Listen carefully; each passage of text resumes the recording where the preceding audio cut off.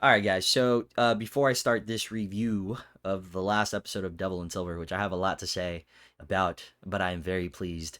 Um, I wanted to do two announcements. So one, I wanted to thank Marie, one of our very very loyal subscribers, who sent me this Reagan shirt from Australia, with the metal font, of course, no less, because I'm a metalhead and I love the Exorcist. So, this shirt is killer as fuck. Thank you, Marie. You're awesome. And a lot of people have asked me about PO boxes. I never put that information out there just because I feel like I'm too small to even consider that, but it has come up quite often, at least on Instagram. So, whenever I do get a PO box, I will give you guys that information. But please let it be known that I'm not encouraging you under any means to send me anything at all. But it seems like some of you have already started, so I will give you guys that information at some point in a later video. Um, Again, not encouraging you to send me anything. Number two, I want to actually do another announcement for another subscriber. His name's Hunter, really cool guy. He reached out to me on Instagram, and immediately we started showing each other's movie collections. Uh, Loves horror like crazy. This guy is super, super awesome. And he came to me with a request to do a workout plan and a diet plan. And I'm not plugging myself at all because I don't do that for money. I was a trainer before, so I still very much love helping people out. And I did send him that. I told him that I would give him the utmost level of encouragement and that I would ask you guys because it goes a long way. In my experience in the fitness industry, I promise you that sometimes you giving someone words of encouragement makes the difference between them continuing their journey and quitting. And he's taken it upon himself during a trying time to make a change. That's a big fucking deal. And I know how hard that is because I started there as well. So, uh, any of you just want to do something nice today, drop encouragement on the comments for Hunter.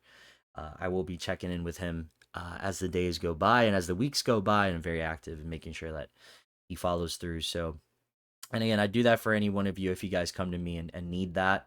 I'd happily do it. So, yeah, just wanted to do that for him. Give him some encouragement in the comment section. That'd be amazing. And now, with all that out of the way, we can get to episode 6 of Devil and Silver, the final episode of a show that I have absolutely adored. And because of this last episode, I will say it is one of the best horror things I've seen this year so far. I was very impressed how tightly written and how well constructed, and all the layers that comes with this very psychologically leaning horror show. I think I like it way more than season one. Season one was great, but I really do like this show a lot. You guys have already kept up, I'm assuming, if you're watching this, with my other reviews of the other episodes. So, jumping right in, we are now fully aware of what's happening. All the cast, the entire cast is pretty much now in this institute, trying to survive the storm outside, but then also trying to survive the entity from within. And the door is no longer a mystery. The door is wide the fuck open, and what's been inside has come out. What I think this episode did that was extremely interesting is that it made it about the characters and their resolutions, and I don't feel like any character got robbed of their resolution. Uh, Lucci, amazing resolution. Amidst all of this, she is given the chance to start anew. And throughout the show, you get a feeling, you get a sense that she was never really in need of being there. She was much more afraid of starting again. And our one of our nurses, one of our administrators, gave her that opportunity. And I was so happy to see her like run off into the black, into the darkness.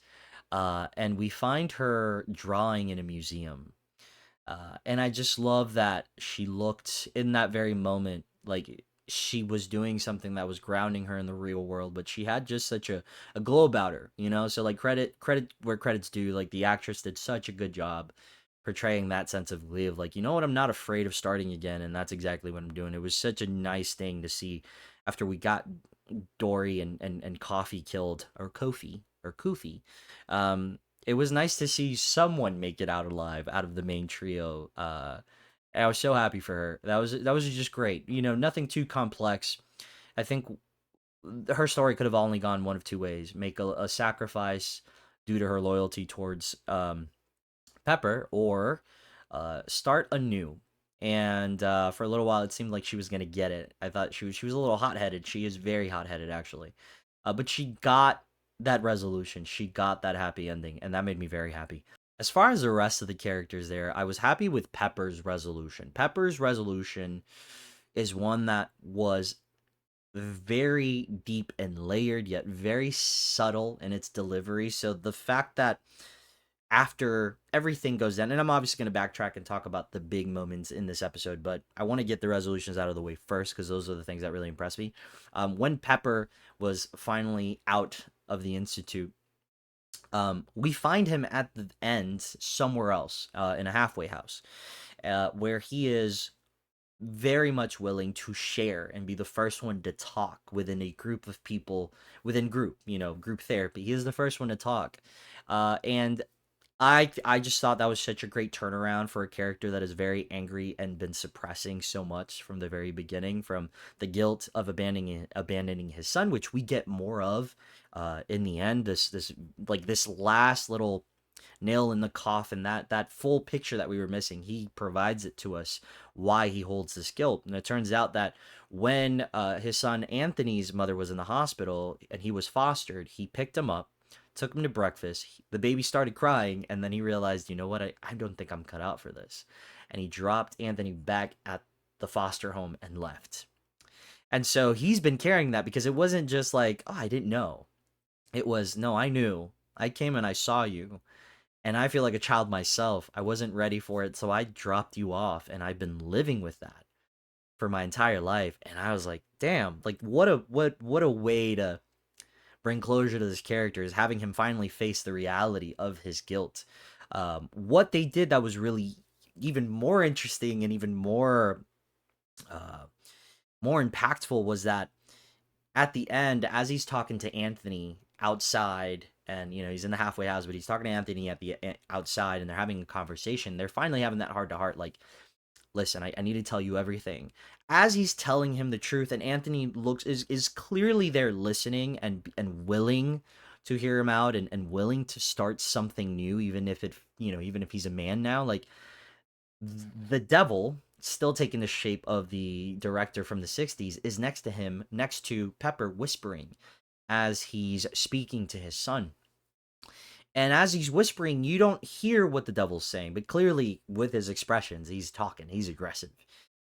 And Pepper closes his eyes for a second, and then he says, you know, I think with you around, I can live for someone, which is the uh I'm paraphrasing what Dory told him. Dory called him selfish in episode 5 and told him that it's hard to live for someone. Um and he used that very quote on him and said, like, if you're willing to be here and have this again with me, I think I can live for you. And it was very much an allegory on sort of moving out of this state of just bad mental health, having accountability for your mental health. Like, the regret, the resentment, the guilt is gonna be there. And that is the devil personified, literally whispering in his ear as you see him, and he's the only one that sees him.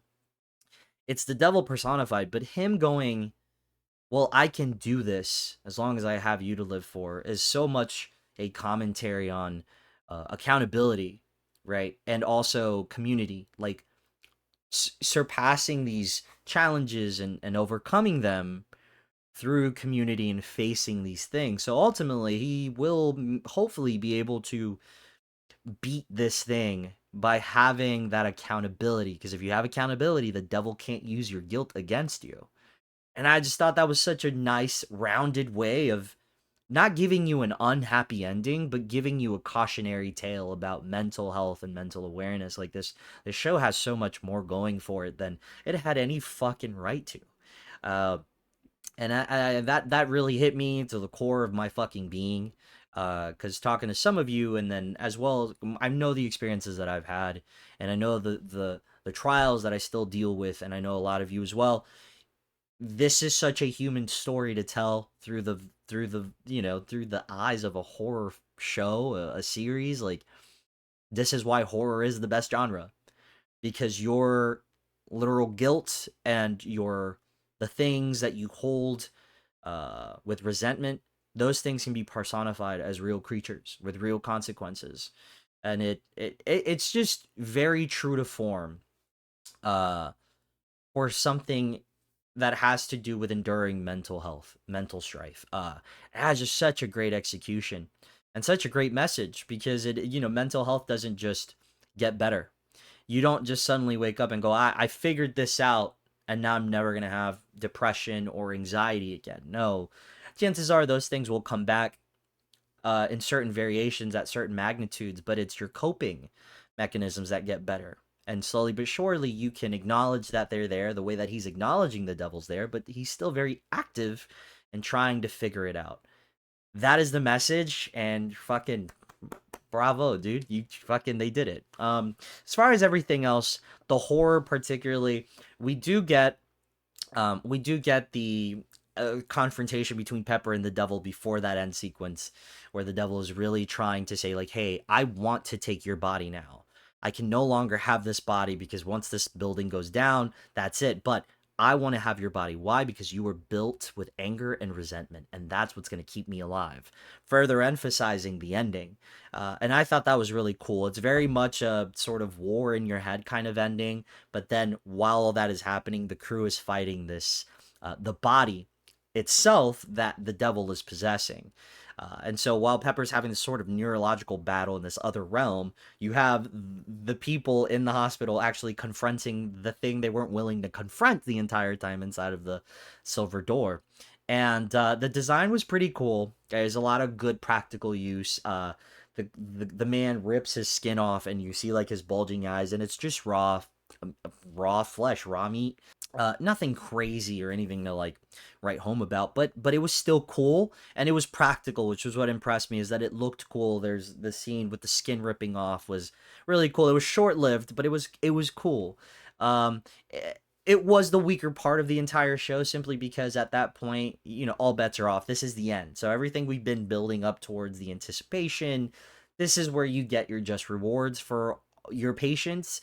And ultimately, I think the revelation, the interpersonal revelations with these characters is much more impactful than like what's behind the silver door when you finally see the creature and see it get up. And but that's just the fun of horror, is you implement those elements for the person who wants a little bit of heat, or psychological thriller. So it does go in the conventional, like, here's a monster and we got to defeat it kind of way, but it doesn't overstay its welcome, and it happens very quickly, and then it's done. There's a one character that just kind of disappeared, and that's Scotch Tape, which is the nurse who was always kind of keeping the crew together, had a stern hand, but they called him Scotch Tape because he kept everything together. He had a stern hand. He ran off to find help through this safety glass that he managed to break the edges towards. And they made a whole big deal of him fitting through the plexiglass because everything seemed to be locked down. They couldn't penetrate anything. They couldn't break anything. Like, they were trapped in there. So he broke the glass because there was a bullet that went through it, and he just chipping at it. He goes through it, and as he goes through it, he gets cut up. And I'm like, you did this. You chipped through it by doing it at the. Can you just do that a little bit more so you don't have to hurt yourself and maybe get more people through? That part was a little bit of a lapse in judgment and logic that I was like, this show is too good. I'm gonna let that slide right across my fucking subconscious, never bring it up again until right now. So that part was a lapse in logic, and it because the movie up until this point was making some really good choices, that was a weird one, because you could have just kept breaking the glass and everyone could have gone out that way. Ultimately, they all left. They all came out safe. The ones that did survive, they all left safely, but that could have been much quicker if he just kept chipping at the glass. He said, I'll come back with help, and I don't recall seeing him since. Maybe the ambulance at the end was his help, or maybe I missed him, but he kind of just disappeared with a look of fear. And he was the one that was mostly composed. And I saw him absolutely I saw absolute fear in his eyes. And I was like, there's something here. Like, there's something that the man who's always composed isn't facing, that he saw horror, he saw this monster, and he left. In my eyes, didn't come back. And I thought there was something there, and I guess he was the one that had the most unhappiest of endings. Um, So, yeah, ultimately, I'm just impressed with the message. I'm impressed with how it all came together. And while it's best when it's doing psychological stuff and not and maintaining the mystery, like most things, and not when it's throwing the horror in your face, there's some effective horror gross out moments here that aren't super gory, but they're effective because they're practical. But the characterization in this show and the things that they deal with, and then personifying that as horror is really what impressed me. So I really do recommend this show. It is incredibly well written and put together, and I really do love it. Definitely more than season one, and season one was already a banger of a season. So yeah, man, that is my review for Devil in Silver. I'm so happy with this show. I do like. There was a funny part that was very like I could see all the horror fans going, "There we go, that's it." And it's a moment where Scotch Tape and the cop, a New York cop, are looking into the silver door, past the silver door, into the darkness of the hallway. And Scotch is like, the cop's like, "Well, I guess since we're here, shouldn't we go inside and look for this thing?"